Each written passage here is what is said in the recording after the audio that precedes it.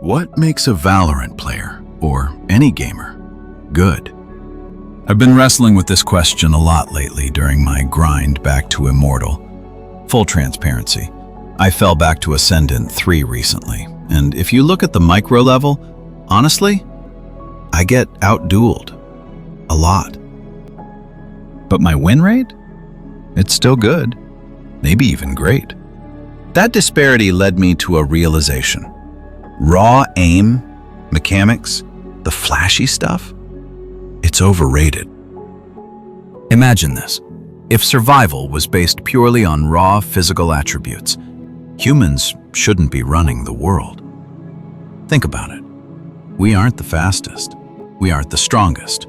A tiger has better reflexes. A gorilla has better raw aim, or strength. By all physical metrics, we are nowhere near top tier. And yet, we are the dominant species on Earth. Why? Because while the tiger relies on its claws, the human relies on something else. We rely on intellect. We rely on pattern recognition. We rely on cooperation. Valorant is no different. We obsess over the tiger's claw, the raw aim.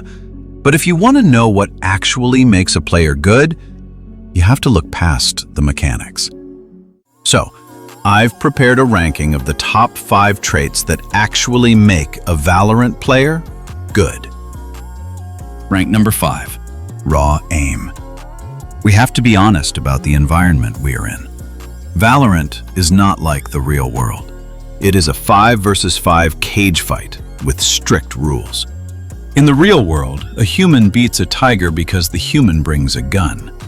In Valorant, the gun is limited by the game code. A vandal is a vandal. You're not going to have a stronger weapon just by being smarter. I rank this last not because it's useless, but because it is simply the entry fee. Aim is the ante you pay to sit at the poker table. It's the basic prerequisite necessary to even exist in the lobby.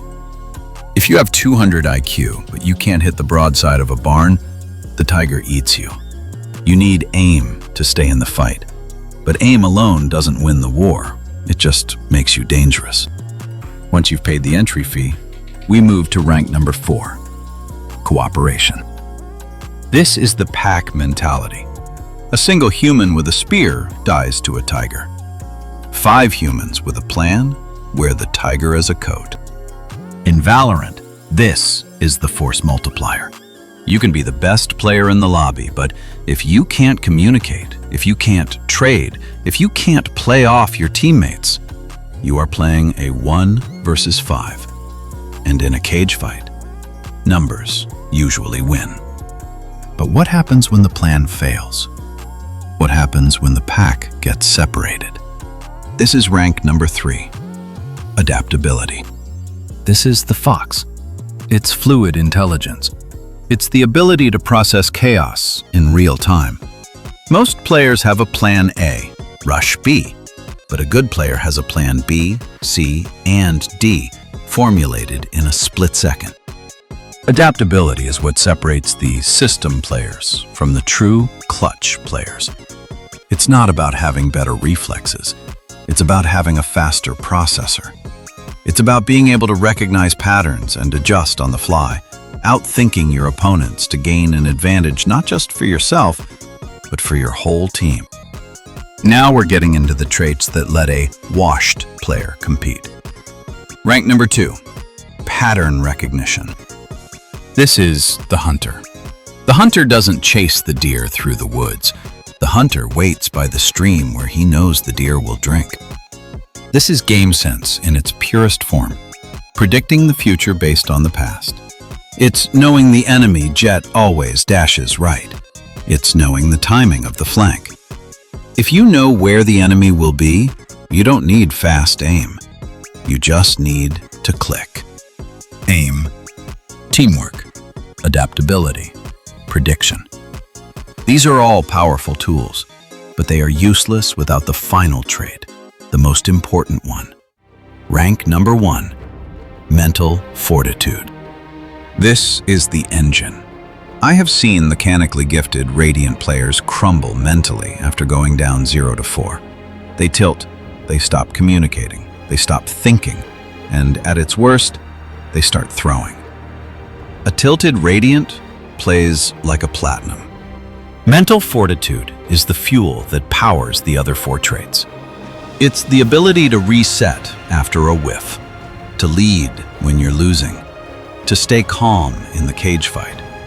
It's also the driving factor behind diligence.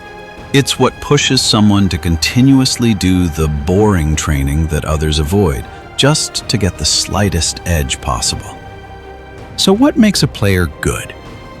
It's the balance. It's accepting that your physical stats, your aim, might have a ceiling. Your game sense might have a ceiling too. But your mental fortitude? That has infinite scaling. Your consistency in aim training, your focus in ranked games, and your ability to not let emotions run you, that is all dependent on you. I realized at the end of the day, I simply don't throw my games. I'm out there hunting when most are just having fun.